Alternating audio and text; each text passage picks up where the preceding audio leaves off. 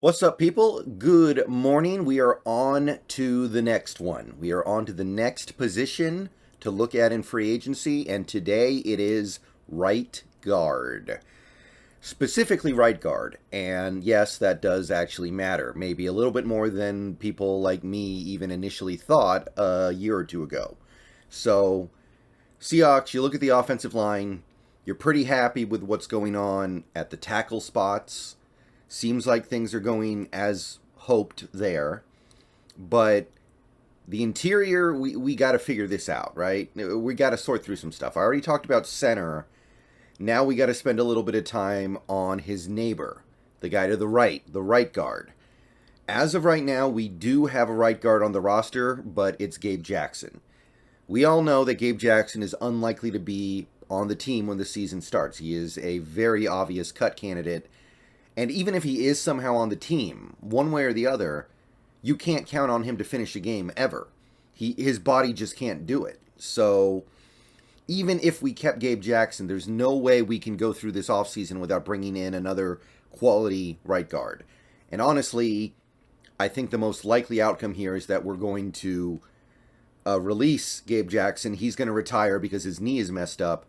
And we're probably going to have to get two right guards in here, a starter and a backup. Now, the nice thing is, right guards are easy. Right guards are pretty easy to find. They're all over the place. It's not nearly as hard to find these guys as left guards or centers or really any other position on the line. You just have to do it.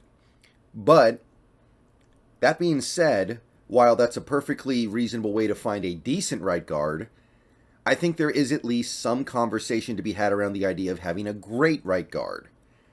If you watch that Super Bowl, Chiefs-Eagles, both offensive lines were just absolutely dialed in, absolutely dominating that game. And while it is easy for me, and I still, to a certain extent, stand by this, to think that you can get by with just a decent right guard, you look at that game, you see who those two teams had playing right guard. Guys of credibility, guys of some draft pedigree, guys who are considered to be among the best at their position, and you're like, you know, if you get five studs on that offensive line, a lot of stuff that would normally be a problem for you is not really going to be a problem. So I want to at least talk about some of the superstars we could get at the position, just keeping in mind that when making this video looking for the right players, the main thing I'm focusing on, honestly, is have you played right guard before and had at least some degree of success at it? I don't want to flip somebody over from left guard and just cross my fingers that they can do it.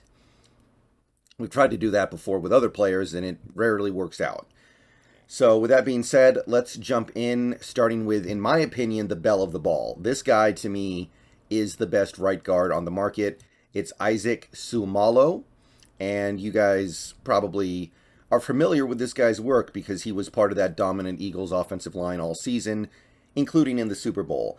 And this guy is probably going to be the most coveted right guard in this class for a reason. He might be the most coveted guard, period.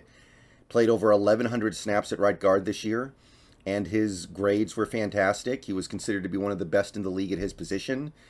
And after a year like that, you would expect him to come into some pretty good money. And, granted, he didn't play that much the previous year, but he actually was able to log good snaps in at left guard the previous year as well. Not even 200 snaps, but that versatility is going to help you. So Isaac Seumalo, I think, is going to come into some big money. Spotrac actually has a projection here. 2 years, $24.3 million. A little more than $12 million a year. So Isaac Seumalo, my concern would be somebody comes in and gives him massive money with the plan of, oh, we're just going to move him to left guard, because I'm not going to pay a right guard left guard money most of the time. So Isaac Seumalo, if people are only doing like right guard type bids on him, I could see something like 2 years 20 or 3 years 30. And honestly, even though I'm hesitant to spend big on that position, he's probably worth that. He's really good. So to me, it just kind of depends on how other teams perceive him. If there's that one dumb team out there that's like, hey, let's give him Quentin Nelson money and move him to left guard and hope it works out. I mean, maybe it'll work out, but he probably won't be as dominant. It seems like his best position is right guard, so got to be careful of those things. Here's another guy who is expected by some to get a lot of money this offseason. It's Wes Schweitzer of the Commanders. And this guy has had a little bit of a bumpy ride lately, and he's also been kind of dancing around the offensive line with what position he plays. This most recent year, he actually mostly played center, and he only played about 419 snaps. So you can see that his grades were not particularly good. It didn't go terribly well. But if you look at the previous year, when he played 400 snaps, again, not a full season, he was graded much better, playing almost all of his snaps at right guard. So I look at those two data points and I say, maybe this guy's best position is right guard, and that's where he should be allowed to play. And I can go back another year and see that the year he played a lot of left guard with a little bit of right guard, his grades were also pretty good. So Wes Schweitzer seems to be a man who is currently being played out of position and looking worse for it. So Wes Schweitzer, if you move him back to his guard position, be it left or right, obviously in my case I'm thinking about him as a right guard, you're going to get much better results. That being said, I don't know if I agree with Spotrac here. Spotrac projects he's going to get more money, like a lot more money than Isaac Sumalo. They have him getting 4 years, $55.4 million. I don't buy it. The guy's played about 800 snaps combined the last 2 seasons. He's been good. There's no doubt about it. He is a good player. Maybe it's going to help, too, that he has positional versatility. He can play any position on the interior line in theory. But I'm not seeing the massive payday for Schweitzer when, at the end of the day, he's been missing too many games. So I don't see anything like this happening. If anything, I think Schweitzer might take a 1-year prove-it deal. 1 year, $6 million, 1 year, $7 million. Prove he's still an elite guard, and then get paid next year. He's not super old yet, so I think that's reasonable. I just don't see him taking some massive or getting a massive contract when the last 2 years have been tough. Again, about 800 combined snaps the last 2 seasons. So would I give him the prove it deal? Yeah. Would I give him this deal? Absolutely not. No way. Nuh-uh. Not a chance. All right, here's another guy, a little bit more under the radar here compared to the first two, but there's some pretty decent potential here. It's Try Turner, who did not log a great season in 2022 playing at right guard, just very lackluster grades, 53. But if you go back to 2021, you can see he gave you almost 1,100 solid snaps as a right guard. So Try Turner, I look at this and I go, it was one bad year. It's not like he's old. It's not like he's, suddenly got to a point where he just couldn't really hack it anymore. It's not like the Gabe Jackson thing where you can see his knee deteriorating. No, he just kind of had a bad year. It happens. So Try Turner might be a way to get star level play without having to pay star level money. In fact, Spotrac actually postulates that you're only going to have to give him a 2-year, $5.4 million deal. I think it's more realistic to say something like maybe 1 year, 3.5, or 2 years, 7. I don't think he's going to have to take this little amount of money just because of one down year. But either way, I'm jumping all over that. I'm putting him at right guard, and I'm feeling really good about it. I don't believe that he's washed up. I don't believe that he's done. I look at Try Turner, and I see a guy who's been really good throughout much of his career, and he just had a down year. So bring him in. On this salary, he could be a backup, and you're fine with that. So, yeah, sign me up for Try Turner at this price. All right, one more guy. Well, actually, a few more guys I want to go through here. This is a Nate Herbig. He is coming off a year where he didn't play great, admittedly. He gave you 700 snaps of 58 graded play at right guard for, I believe it was the New York Jets.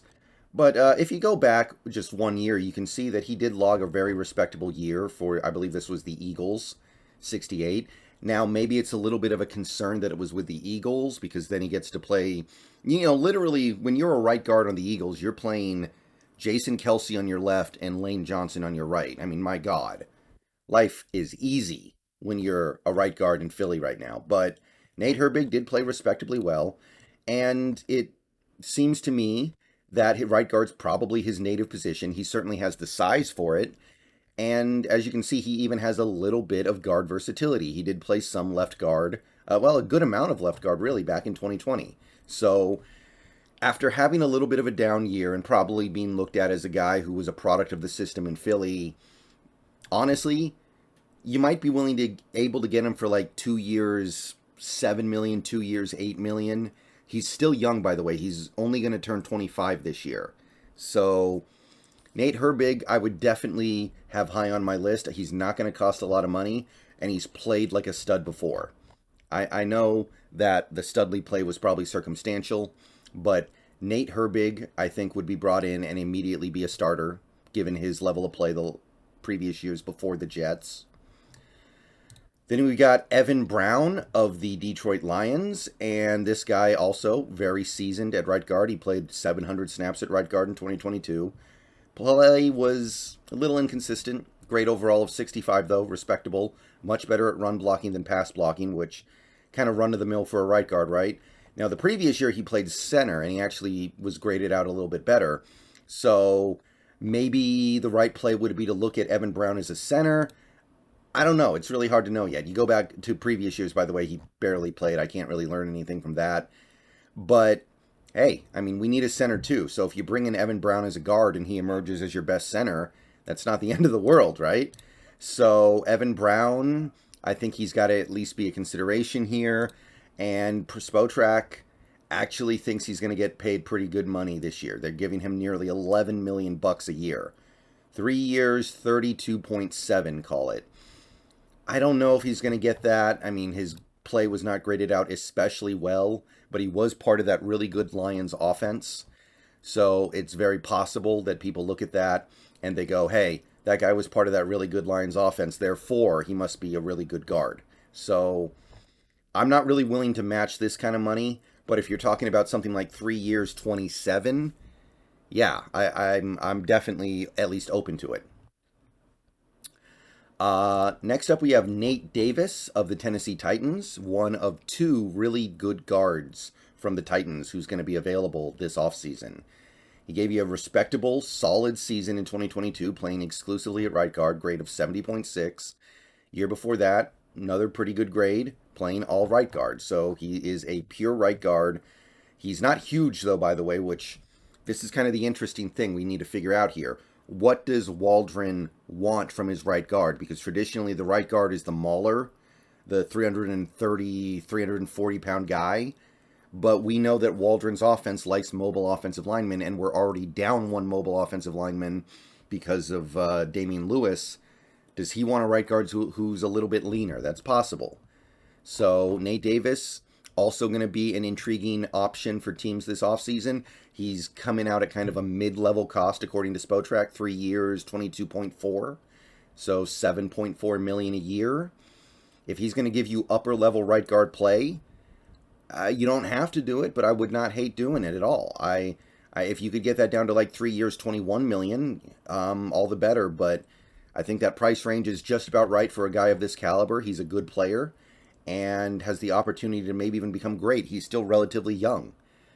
And then there's one more name I want to go over here real quick. It's Will Hernandez. This is a guy who was drafted in the early second round by the Giants. Didn't play great as a Giant. Went to the Cardinals last year and gave something pretty darn good as a member of the Cardinals on a really bad team. His pass blocking was excellent. His run blocking was average but manageable. And overall, he did his thing. He gave you almost 850 snaps of quality play. So I don't know what happened to him in 2022, but you go back to these previous years, there isn't a whole lot to say about it. Not anything good. Now, granted, I think they had him playing left guard in New York. That probably didn't help. A little harder to play left guard. But it seems like in 2022, he found a level of play that he wasn't able to really reach before. He's a bigger guy, which kind of makes sense if you're looking at him as a right guard. And I think that, he's young. He's probably going to get a few years on his deal, like a 3-year deal. But he's not separated himself from the pack. So it could be something like 3 years, 15 million, 3 years, 14 million, somewhere around that range, I think is reasonable for a guy like Will Hernandez. And yeah, sign me up for that all day. I'll do that. So yeah, those are the upper end right guards that I would consider bringing in to the Seahawks to bolster the offensive line.